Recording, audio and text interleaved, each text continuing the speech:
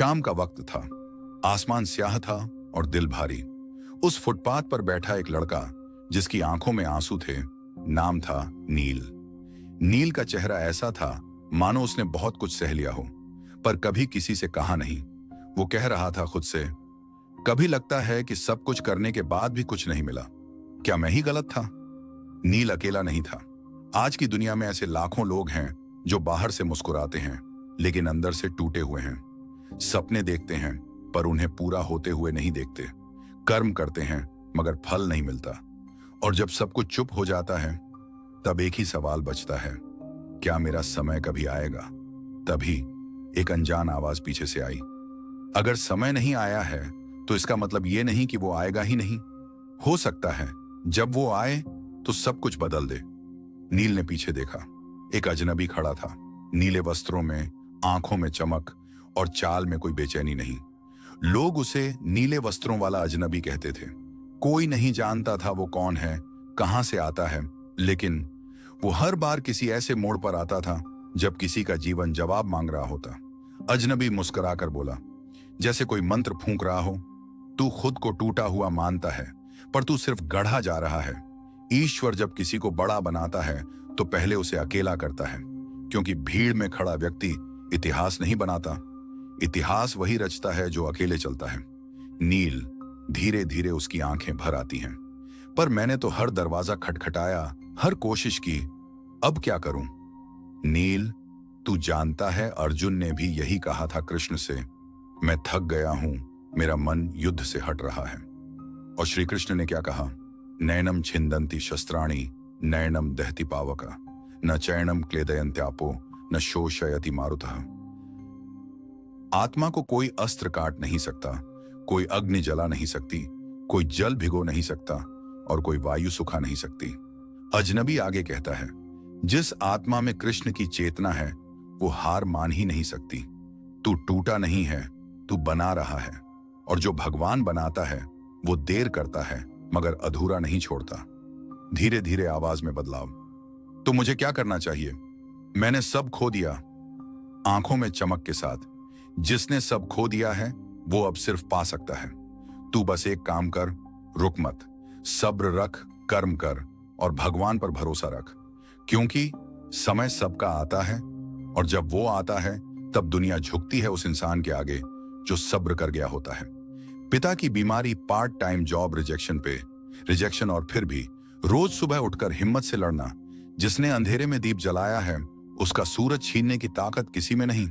श्री कृष्ण ने अर्जुन को युद्ध से पहले गीता सुनाई, क्योंकि जब हृदय डगमगाता है तब आत्मा को स्थिरता चाहिए।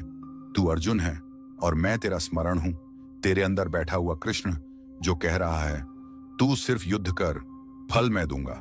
और एक बात याद रख, समय सबका आता है, थोड़ा सब्र रखो। नील की आंखों से आंसू नहीं, अब विश्वास बह रहा था। वो उठ खड़ा हुआ, क्योंकि अब वो जान चुका था कि उसकी हार अंत नहीं बल्कि एक नए अध्याय की शुरुआत है। दृश्य, एक लड़की, नाम है ईशा। दोपहर का समय था। स्कूल की घंटियां बज रही थीं। बच्चे हंस रहे थे, पर स्कूल के एक कोने में बैठी थी ईशा।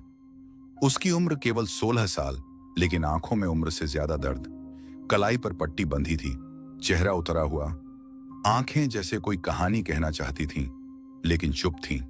जब अंदर दर्द बहुत ज्यादा होता है तब इंसान रोता नहीं, वो बस चुप हो जाता है। ईशा भी चुप थी। उसने किसी को कुछ नहीं बताया, पर उसके शब्द उसकी आंखों में थे। मैं क्यों जी रही हूं? सब मुझ पर हंसते हैं। मैं कमजोर हूं, शायद किसी काम की नहीं। पीछे की कहानी, माँ बाप का तलाक, सहपाठियों की ताने, खुद पर शक और धीरे धीरे खुद से दूरी। एक दिन उसके क्लास में आया एक नया गेस्ट, व्यास। कोई उसे काउंसलर कह रहा था, पर वो वैसा नहीं था जैसा दुनिया सोचती है। उसके चेहरे पर कोई जजमेंट नहीं था। उसकी आंखों में अजीब सी शांति थी, जैसे किसी तपस्वी की मौन दृष्टि। व्यास ने पूछा बहुत सरलता से, ईशा, अगर दुख इतना बुरा होता तो श्री कृष्ण कभी दुखी क्यों होते? ईशा चौंकी। व्यास की बात में कोई दया नहीं, बस एक शुद्ध प्रश्न था जो आत्मा तक पहुंचता था। व्यास बोले, श्री कृष्ण ने कहा है, दुख जीवन का हिस्सा नहीं बल्कि आत्मा के जागरण की पुकार है। जो व्यक्ति दुख सह जाता है वो कायर नहीं, भगवान का सबसे मजबूत पात्र होता है। सुख दुखे समय कृत्वा लाभा लाभो जया जयो ततो युद्धाय युज्यस्व नैवं पापम वाप्स्यसि प्यकोन्नयिता। सुख दुख लाभ हानि जय पराजय सबको समान समझकर तू युद्ध कर, क्योंकि यही तेरा धर्म है। ईशा की आंखों से आंसू गिरने लगे। तो मैं गलत नहीं हूं, मैं कमजोर नहीं हूं। व्यास मुस्कुराकर बोले, नहीं, तुम वो हो जिसे भगवान ने छांट कर दुख दिया है ताकि तुम उस पीड़ा से गुजरकर किसी और की रोशनी बन सको। हर वो इंसान जिसने दुख को सहा है उसने आगे चलकर किसी और को संजीवनी दी है। मीरा, जिसने समाज से तिरस्कार सहा पर भक्ति में लीन रही। कबीर, जिन पर हंसा गया लेकिन उनके दोहे आज भी जीवित हैं। रामकृष्ण परमहंस पीड़ा में भी ईश्वर को देखा। व्यास बोले अत्यंत भाव में, ईशा, दुख सहना कमजोरी नहीं है, दुख सहना वो शक्ति है जो भगवान देते हैं, केवल उन्हीं को जो आगे चलकर किसी के जीवन में प्रकाश बनेंगे। और जब तुम उस पीड़ा से बाहर निकलोगी तब तुम जानोगी तुम्हें तोड़ा नहीं गया, तुम्हें गढ़ा गया था। ईशा की आंखों में आ गया प्रकाश। अब उसमें डर नहीं था, वो पहली बार मुस्कुराई थी, क्योंकि अब उसने जाना था वो टूटी नहीं है, वो एक नई शुरुआत पर खड़ी है। जिसने पीड़ा को जिया है वही दूसरों की आंखों में आंसू पहचान पाता है, और जो पहचान ले वो दुनिया को बदल सकता है। रात के 2 बजे शहर की सारी लाइटें बुझ चुकी थीं, लेकिन एक छोटी सी बालकनी में टेबल लैंप की रोशनी अब भी जल रही थी। वहीं बैठा था राघव, थका हुआ पर रुका नहीं था। आंखों में नींद थी, शरीर टूट चुका था, लेकिन हाथ अब भी किताब पलट रहे थे। राघव पिछले 4 सालों से एक ही सपना देख रहा था, सरकारी परीक्षा पास करके अपने परिवार का भविष्य बदलना। हर सुबह जल्दी उठना, दिन भर काम करना और रात को पढ़ते पढ़ते सो जाना। फिर भी हर साल रिजल्ट में सिर्फ असफल लिखा आता। आज वो सोच में डूबा था, क्या ये मेहनत कभी रंग लाएगी? क्या ईश्वर देख भी रहे हैं? उसके मन में संघर्ष था, एक तरफ थकावट, निराशा दूसरी तरफ। भीतर की एक आवाज जो कह रही थी, रुक मत, अभी नहीं। तभी उसने किताब में एक कागज देखा जिस पर लिखा था, कर्मण्येवाधिकारस्ते मां फलेषु कदाचन मां कर्म फल हेतुर्भुर्मा ते संगोस्त्व कर्मणि मन। तेरा अधिकार सिर्फ कर्म पर है, फल पर नहीं। फल की चिंता मत कर और कर्म करते रहा निष्काम भाव से, जैसे श्री कृष्ण स्वयं बोल रहे हों। हे राघव, जब तू फल के लिए काम करता है तब तेरा मन बंध जाता है, पर जब तू सिर्फ कर्म करता है बिना अपेक्षा के, तब तू आत्मा की ओर बढ़ता है। जीत हार बाद में है, पहले तू ये तय कर, क्या तू अपनी नीयत में सच्चा है?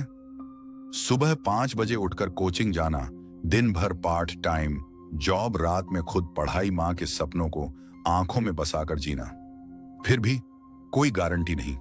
राघव सोचता है, दूसरे लोग कम मेहनत में आगे निकल जाते हैं और मैं, क्या मेरे भाग्य में कुछ लिखा ही नहीं? फिर वही आवाज, हे राघव, ईश्वर तुझसे कभी तेरा भाग्य नहीं छीनता, वो बस देखता है कौन उस भाग्य के लायक बना है। जो जल्दी हार मानता है वो फल का भूखा होता है, और जो बस कर्म करता है वो एक दिन ऐसा फल पाता है जो उसे दुनिया से अलग कर देता है। राघव की आंखों में नई चमक आ गई। उसने किताब बंद की, आंखें बंद कर ली और मन में कहा, हे कृष्ण, मैं अब फल की चिंता नहीं करूंगा, मैं सिर्फ कर्म करूंगा, क्योंकि मुझे अब भरोसा है जो तिनके भी नहीं छोड़ता वो मुझे भी नहीं छोड़ेगा। कुछ साल बाद एक हॉल में लोग तालियां बजा रहे हैं। मंच पर राघव खड़ा है। अब वो एक अधिकारी है। उसकी मां की आंखों में आंसू हैं, पर अब वो आंसू दुख के नहीं, गर्व के हैं। कभी कभी ईश्वर जानबूझकर देरी करता है, क्योंकि वो देखना चाहता है तू फल के लिए दौड़ रहा है या सिर्फ उसके लिए कर्म कर रहा है। जो रुकता नहीं, अंततः वही परम फल का अधिकारी होता है। नाम था उसका शिवा। पहले गांव का सबसे संपन्न युवक। कभी जिसके खेत लहराते थे, अब वो खेत सूख चुके थे। कभी जिसकी मां कहती थी, मेरा बेटा राजा बनेगा, अब वो मां लकवाग्रस्त चारपाई पर पड़ी थी और शिवा गांव के चौक में चाय बेच रहा था। शिवा की अंतरात्मा चीखती थी, सब कुछ चला गया, ईश्वर तू कहां है? जब जरूरत पड़ी तूने साथ क्यों नहीं दिया? तभी एक बूढ़ा संत उस चाय की दुकान पर आता है। चेहरे पर तेज, आंखों में ऐसी गहराई जैसे किसी ने हजारों जन्मों को जी लिया हो। वो बिना कुछ कहे शिवा की चाय पीता है और मुस्कुराता है। शिवा चिढ़कर कहता है, बाबा, हंसी क्यों आ रही है? मेरे पास सब था, अब कुछ नहीं बचा। क्या यही भगवान का न्याय है? संत शांति से बोले, हे शिवा, जब सब कुछ छिन जाता है तब भगवान तुझे खाली करता है, क्योंकि वो अब तुझे भरना चाहता है। फिर उन्होंने जेब से एक छोटी भगवत गीता निकाली और कहा, पढ़ो ये। गीता के शब्द तब तक समझ नहीं आते जब तक जीवन तुझे झकझोर ना दे। हे मानव, जो तू खो रहा है वो तेरा नहीं था, और जो तुझे मिलेगा वो अब भी आने को तैयार है। तू बस अपने विश्वास की परीक्षा में खरा उतर, क्योंकि भगवान हमेशा वहीं खड़े होते हैं जहां तू रो रहा होता है पर तुझे दिखते नहीं। संत बोले, एक आखिरी वाक्य में जीवन का सार, ईश्वर देर कर सकता है पर अंधेर नहीं करता। जब तेरा सब कुछ छिन जाए, समझ लेना अब उसका समय शुरू होने वाला है। वो शांत है पर भीतर से दृढ़। अगली सुबह उसने दुकान को बंद किया, पुराने खेत की ओर बढ़ा और वर्षों बाद पहली बार हल उठाया। जब सब कुछ चला जाए तब रुकना नहीं, क्योंकि यही वो बिंदु है जहां ईश्वर खुद उतरते हैं तेरे जीवन में, तेरे माध्यम से कुछ बड़ा करने के लिए। तेज बारिश हो रही थी। टपकती छत के नीचे एक बिखरी हुई किताबों की गठरी, और उसके पास बैठी थी अनया, जिसकी आंखें लगातार श्री कृष्ण की मूर्ति को देख रही थी। उसके पिता अब इस संसार में नहीं थे, मां बीमार थी और उसका कॉलेज बंद हो चुका था। हर दरवाजा बंद हो गया था, लेकिन वो एक द्वार देख रही थी, कृष्ण का। सब लोग कहते हैं, अब छोड़ दे ये पूजा पाठ, इससे पेट नहीं भरता, पर वो नहीं जानते यही तो एकमात्र दरवाजा है जो बंद नहीं हुआ। पढ़ाई तो छूट गई, अब पूजा से क्या बनेगी नौकरी? भगवान ने तो कुछ नहीं किया इसके लिए, लेकिन अनया हर रोज कहती थी एक ही वाक्य, भगवान कुछ ना करें पर वो सब देख रहे हैं, और जब उनका समय आएगा वो मेरी कहानी खुद लिखेंगे। एक दिन भूख लगी थी, घर में राशन खत्म, मां की आंखें बुझ चुकी थीं। अनया मंदिर गई और घंटों प्रभु के सामने बैठी रही। वो बोली नहीं, रोई नहीं, बस एक तक श्री कृष्ण को देखती रही। तभी मंदिर के बाहर एक महिला आई, बोली, तुम रोज यहां आती हो ना? हमारे ट्रस्ट में एक जॉब है, स्कूल के बच्चों को पढ़ाना है।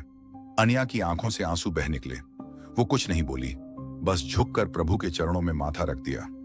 हे भक्त, तू दुनिया से क्यों डरता है? जब तू ईश्वर से जुड़ जाता है तो ब्रह्मांड खुद तेरे लिए अवसर बना देता है। कभी कभी मेरी कृपा अचानक नहीं आती, बल्कि धीरे धीरे उतरती है, तुम्हारे धैर्य की परीक्षा लेकर।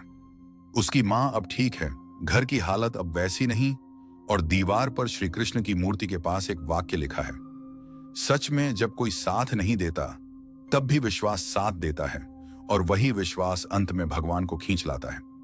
चारों ओर शोर है, ट्रेनें आ जा रही हैं, लोग अपने सफर में व्यस्त हैं, पर वीर का कोई सफर नहीं बचा था। उसने हार मान ली थी, उसने नौकरी खो दी थी, परिवार ने भी उसे निकम्मा कह दिया था, और समाज तो पहले ही खामोश न्याय करता था। वीर के मन की आवाज, भगवान, क्या वाकई तू है, या तू भी बस किताबों में बंद कहानी है? मैं थक गया हूं, सबने छोड़ा, अब तू भी चुप है। एक बूढ़ा आदमी आता है, लाठी लिए, मुस्कुरा रहा है, उसकी आंखों में रहस्य है। वो वीर के पास बैठ जाता है और कहता है, तू जानता है बेटा, जब तू सबसे हार जाता है तब ईश्वर तुझसे जीतने आता है। वीर चौंक कर देखता है, बूढ़ा आदमी अब वहां नहीं है। पृष्ठभूमि में एक गीत जैसा संवाद, कर्म करता चल, तू थकता क्यों है? जिसने तुझे भेजा है वो तेरा परिणाम लिखने वाला है। वीर फिर उठता है स्टेशन की बेंच से। इस बार उसकी चाल में न रुकावट है न डर। वो खुद को दोबारा साबित करने नहीं, बल्कि भगवान के भरोसे पर खरा उतरने निकला है। 1 महीने बाद इंटरव्यू कॉल आया। वीर पहुंचा। कोई रेफरेंस नहीं था, कोई पैसे नहीं थे, बस आंखों में विश्वास था और शब्दों में विनम्रता। एचआर बोला, हमने बिना अनुभव किसी को नहीं लिया, लेकिन तुम्हारी आंखों में जो दृढ़ता है वो हमें चाहिए।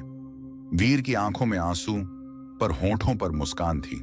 वो जान गया था, जब हार निश्चित लगती है तभी तो कृष्ण अपनी चाल बदलते हैं। उसके ऑफिस की दीवार पर एक पंक्ति लिखी है, भाग्य नहीं बदलेगा जब तक तू मानेगा कि तू अकेला है, लेकिन तू मान ले कि भगवान साथ हैं तो हार भी तेरे लिए रास्ता बन जाएगी।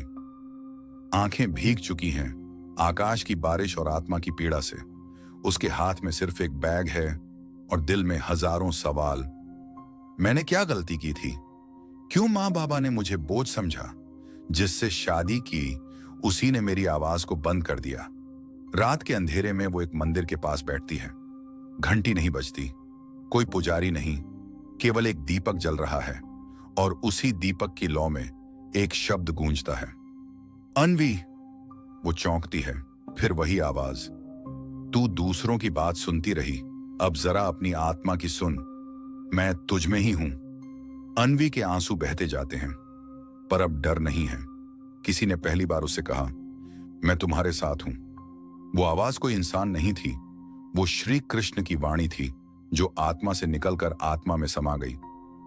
जो तुम्हें छोड़ दें वे तुम्हारे कर्मों के फल हैं, लेकिन तुम्हें भीतर से सहारा दें वह मैं हूं, मैं आत्मा हूं, मैं साक्षात हूं। अन्वी अब काम करने लगी, छोटे बच्चों को पढ़ाने। किसी ने उसे बताया कि सिर्फ बड़ी नौकरियां ही जीवन नहीं है, किसी के जीवन को संवारे वही सबसे बड़ा कर्म है। जहां हर उस लड़की को सहारा मिलता है जिसे परिवार ने ठुकराया या समाज ने हरा हुआ घोषित कर दिया।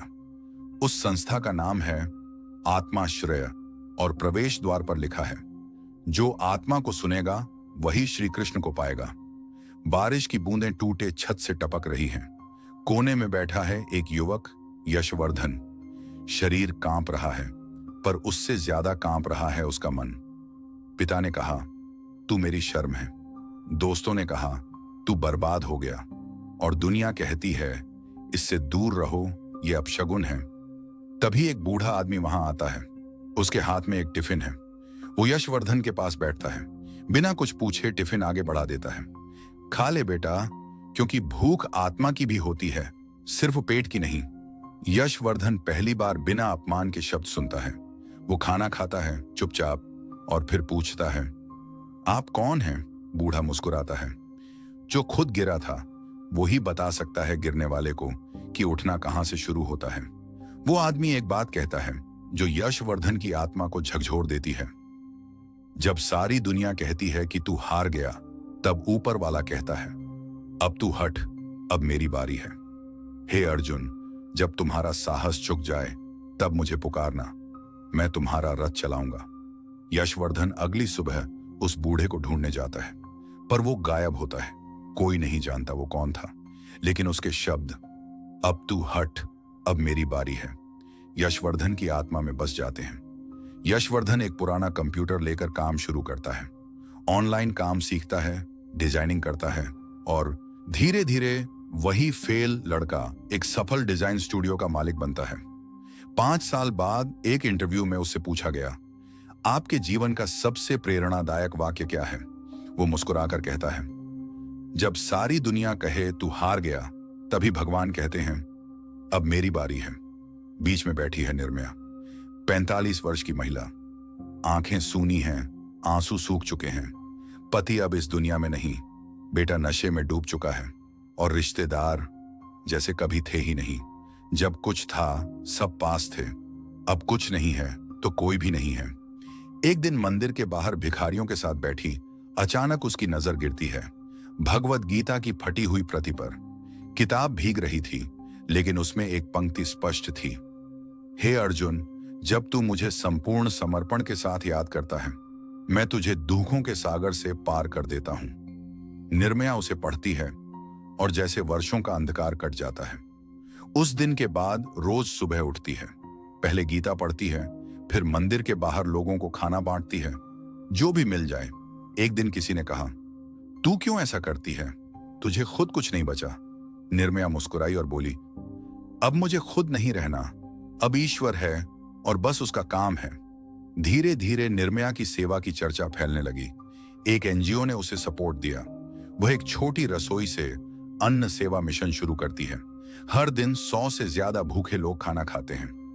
निर्मया एक दिन मंच से कहती है, जिन्होंने मुझे छोड़ दिया वो मेरे साथ नहीं थे, लेकिन जिसने मुझे टूटने नहीं दिया वो ईश्वर है, और मैंने उसे तब पाया जब मेरे पास कुछ भी नहीं था। जब मनुष्य सब कुछ खो देता है तब उसका मैं भी मिटता है और जहां मैं नहीं होता वहीं मैं प्रकट होता हूं। 5 साल बाद निर्मया का मिशन देश भर में चलता है। लोग पूछते हैं, आपके पास तो कुछ नहीं था, फिर भी आप कैसे खड़ी रहीं? निर्मया कहती है, भगवान के पास खड़े होने के लिए अपने पास कुछ होना जरूरी नहीं है, बस समर्पण होना चाहिए। उसके हाथ में पुराना बैग है, किताबें पर धूल जमी है, लेकिन उसकी आंखों में भूख है, ज्ञान की भूख, पहचान की भूख और खुद को साबित करने की आग। क्लास में शिक्षक का ताना, ईशान, तुम्हारे जैसे लड़के जिंदगी में कुछ नहीं कर सकते।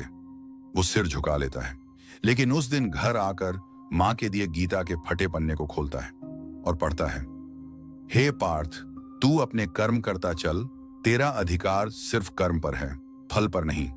उसके अंदर कुछ जागता है। रातें जब सब सोते हैं, ईशान एक पुरानी स्ट्रीट लाइट के नीचे पढ़ता है। कभी स्कूल के बाहर किताबें मांगता है, कभी लाइब्रेरी में जूते पॉलिश करके किताबें उधार लेता है। लोग हंसते हैं, लेकिन वो नहीं रुकता। जीवन बार बार गिराता है, लेकिन गिरने का मतलब हार नहीं होता। 3 साल बाद इंटरव्यू रूम में ईशान, आईएएस का इंटरव्यू। पैनल पूछता है, तुम्हारे पास कोई सुविधाएं नहीं थी, फिर भी तुमने टॉप किया, कैसे? ईशान मुस्कुराता है और जवाब देता है, मेरे पास भगवान श्री कृष्ण का एक वाक्य था, कर्म कर, फल की चिंता मत कर। उसी ने मुझे रुकने नहीं दिया। उसके शब्द देश भर में वायरल हो जाते हैं। ईशान जो ठोकरों से बना और आज लाखों युवाओं की प्रेरणा बन गया। श्री कृष्ण की वाणी गूंजती है, जो जीवन को कठिनाई समझ बैठता है वो परीक्षा में हार जाता है, लेकिन जो उसे अवसर समझता है वो अपना भाग्य बना लेता है। ईशान आज भी रोज सुबह उठकर गीता का वही पन्ना पढ़ता है। कर्म ही धर्म है, कर्म ही पूजा है, और जब मनुष्य सच्चे भाव से कर्म करता है तब ईश्वर उसके साथ खड़े होते हैं। ठंडी हवा चल रही है। एक लड़का, फटे कपड़े, धूल से सनी आंखें, नाम शिवांश, उम्र 19 साल। उसके पास न छत है न परिवार।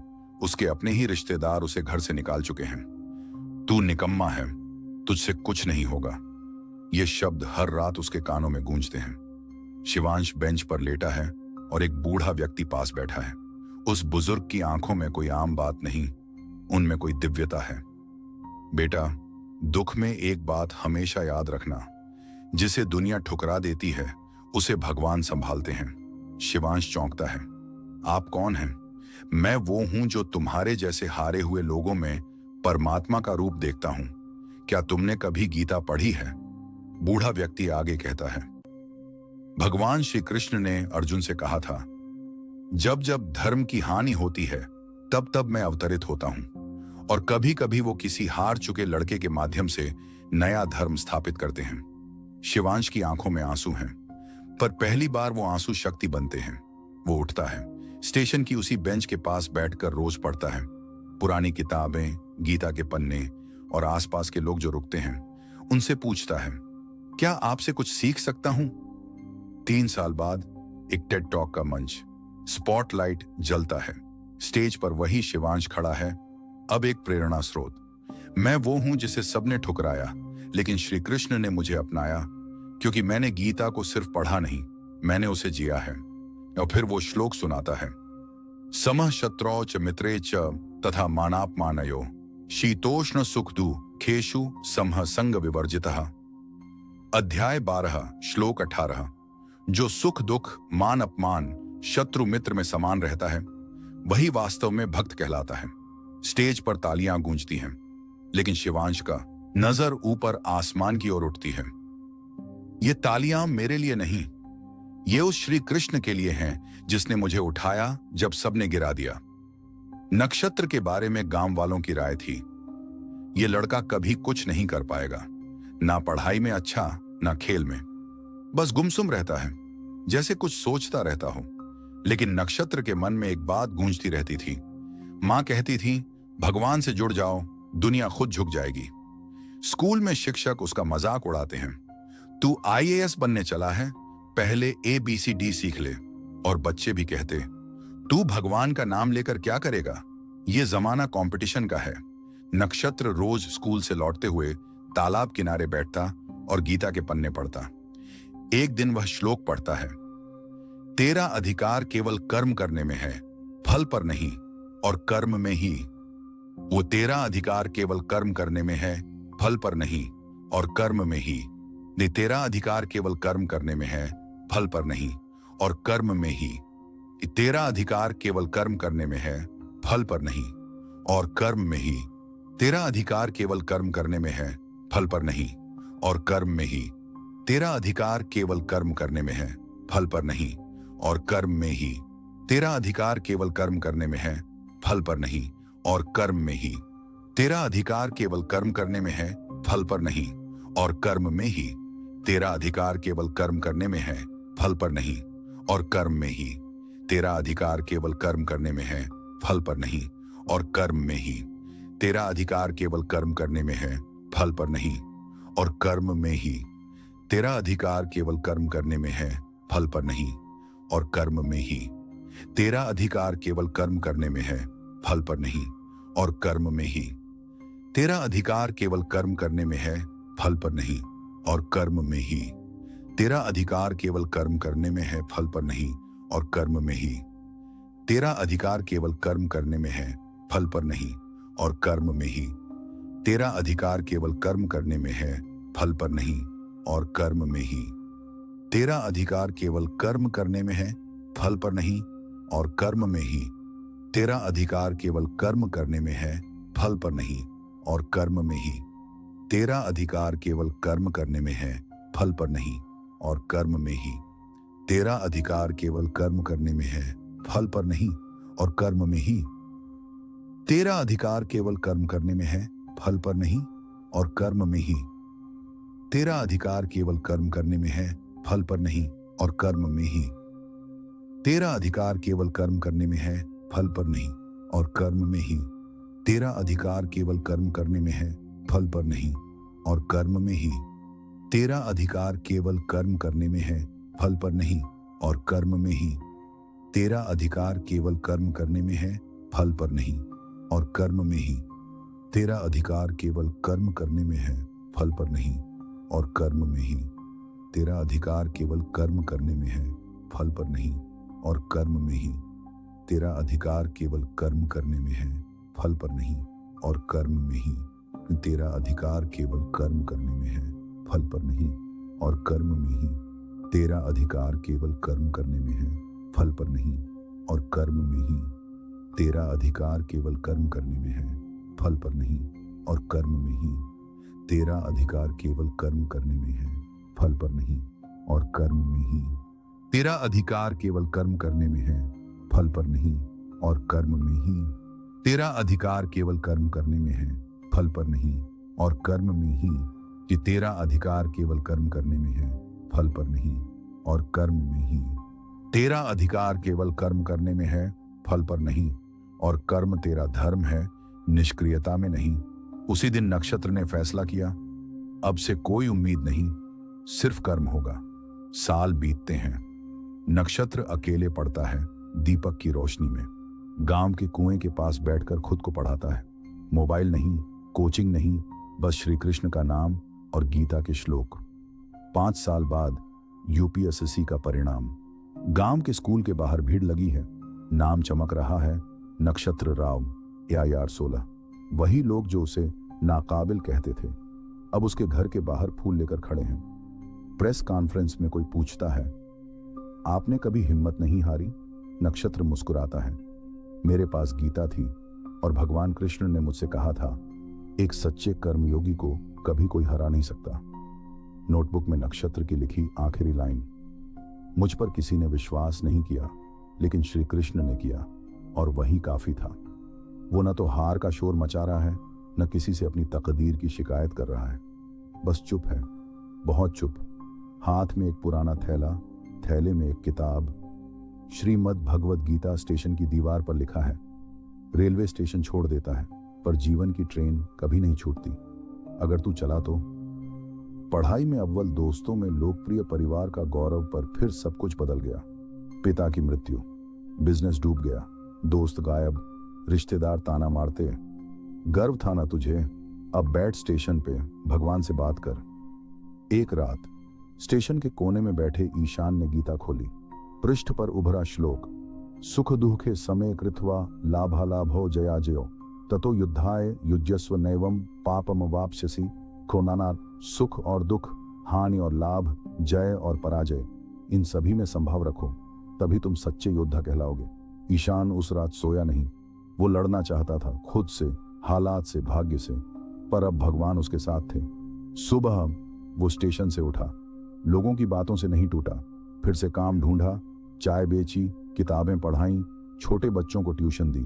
हर सुबह गीता पढ़ता, हर रात कृष्ण को धन्यवाद देता। 5 वर्ष बाद एक नए स्कूल की स्थापना हुई, गीता एजुकेशनल अकादमी। संचालक श्री ईशान शर्मा। उद्घाटन में उसका एक वाक्य पूरे शहर को हिला गया, मुझे सबने छोड़ा, बस कृष्ण साथ थे। और अगर आप आज टूट रहे हैं तो यकीन रखिए वो आपको नया बनाने में लगे हैं। ईशान अकेला नहीं था, हजारों बच्चे उसे गुरुजी कहते थे। उसने अपनी गीता खोलकर एक आखिरी लाइन जोड़ दी, जिस दिन मैं गिरा था वो मेरी हार नहीं थी, वो तो श्री कृष्ण का बुलावा था, अब तेरा असली जीवन शुरू होता है। फिल्म व समय किसी का स्थायी नहीं होता, लेकिन सब्र सबको जीत दिला देता है। और जब कोई नहीं होता, भगवान अवश्य होते हैं। पुस्तक संक्षेप में इस संपूर्ण कथा का सार, यदि कोई तुम्हारी बात नहीं सुनता, कृष्ण सुनते हैं। यदि सब रास्ते बंद हैं, गीता रास्ता है। और यदि अब कुछ समझ नहीं आ रहा, तो बस इतना याद रखो, समय सबका आता है, थोड़ा सब्र रखो। धन्यवाद कि आपने इस यात्रा को अंत तक पढ़ा सुना। यह केवल एक कहानी नहीं, यह जीवन का उत्तर है। अगर आप इस चैनल तो हमारे चैनल को सब्सक्राइब करें। अगर वीडियो अच्छी लगे तो लाइक करें, कमेंट करें, शेयर करें। जय श्री राधे कृष्णा, हरे कृष्णा, हरे कृष्णा, हरे कृष्णा, हरे हरे।